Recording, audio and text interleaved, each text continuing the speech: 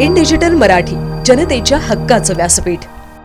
Ulhasnagar camp 4 मधील संतोषनगर येथे राहणारा 30 वर्षीय जयेश चाबुस्वार हा त्याच्या मित्राबरोबर 12:30 वाजण्याच्या सुमारास राजू गॅरेज समोर उभा असताना आरोपी अनिकेत कोरे उर्फ नीलकंठ व त्याचा भाऊ सिद्धू कोरे यांनी त्याला पाहिले आणि लोखंडी रॉड व स्टंप घेऊन आले व जयेश याला मारहाण करण्यास सुरुवात केली।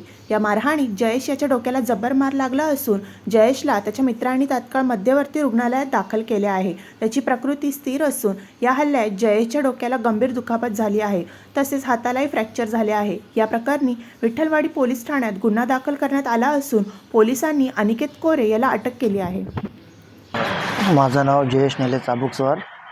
तर मी काल माझ्या मित्रासोबत राजू गॅरेजजवळ आलो, तर तिकडं हा नीलकंठ उभा होता।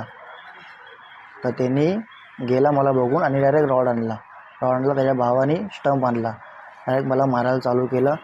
मला डोक्यात रॉड लागलं आहे, टाके लागलेत, हात फ्रॅक्चर झाला आहे, पायाला लागलं, मी बेशुद्ध झालो। मला काय माहीत नाही पुढचं, मला दवाखान्यात कोणी आणलं काय मला माहीत नाही। हा म्हणजे तो पैसे मागतात, दारू बिरू प्यायला, हे ते असं सुल्ली बिल्ली गांजा मिंजा पितात ते लोक। तर माझ्या बायकोला पण 2-3 वेळा हातबीत धरला, त्याने छेडलं आहे। त्यामुळे अनिकेत कोरे उर्फ नीलकंठ आणि त्याचा भावाचं नाव मला माहीत नाही काय आहे, ते फक्त ओळखतो चेहऱ्याने बस।